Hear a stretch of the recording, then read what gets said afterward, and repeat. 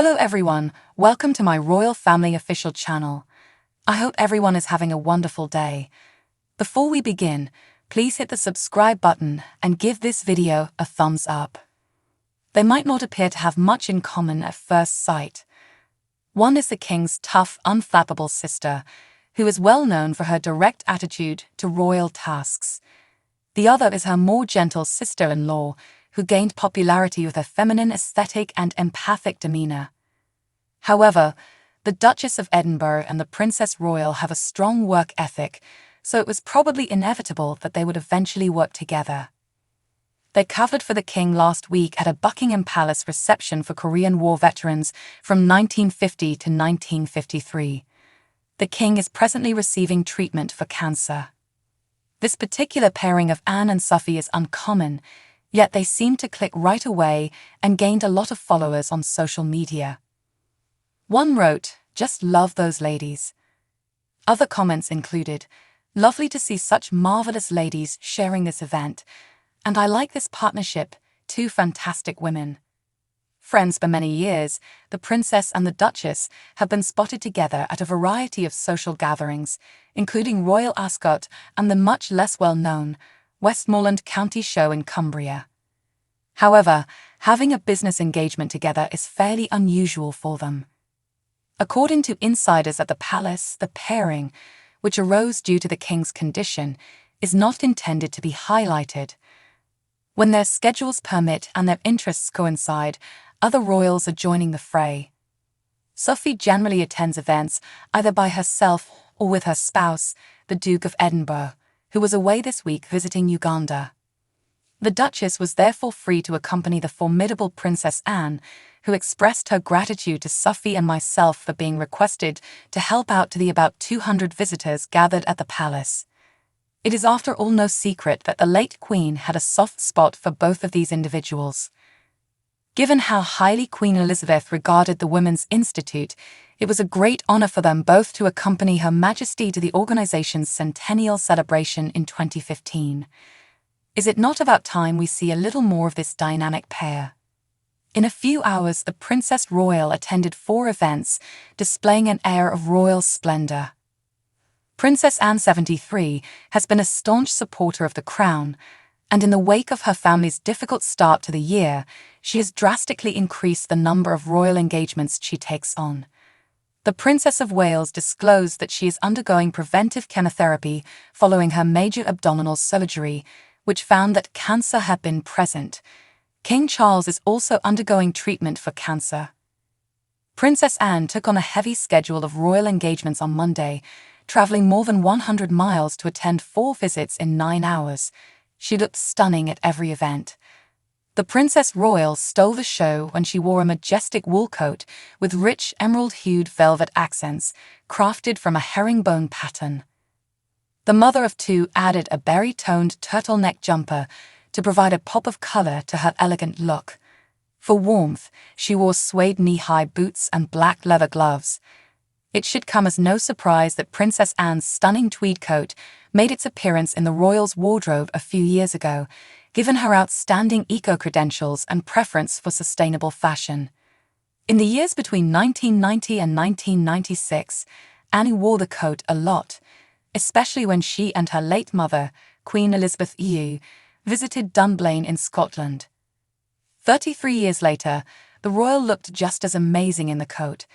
Throughout her busy schedule of events on Monday, Annie remained composed and unwavering, serving as a rock of strength, particularly when she paid her condolences to the victims of the Lockerbie bombing, which occurred 35 years ago.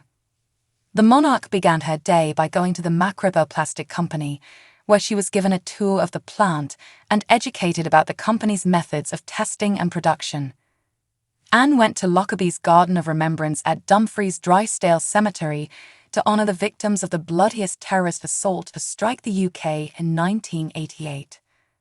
Following her visit to Lockerbie, Anne travelled 48 metres to Kellerholm to officially launch Brown's Food Group's new premises.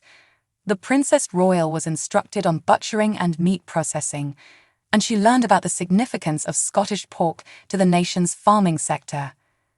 The Princess Royal's fourth and last engagement took her to the Hilton Hotel in Glasgow for a reception honoring TS Queen Mary.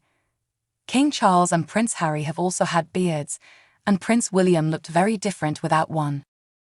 Royal males enjoy experimenting with their facial hair, and although some family members may view their beard as a passing fad, others consider it to be a permanent feature. But the royal family isn't without its critics, as Prince Harry's controversial book Spare disclosed. Although he was granted freedom to grow a beard after marrying Meghan Markle, Prince William was incensed that he hadn't been allowed the same opportunity.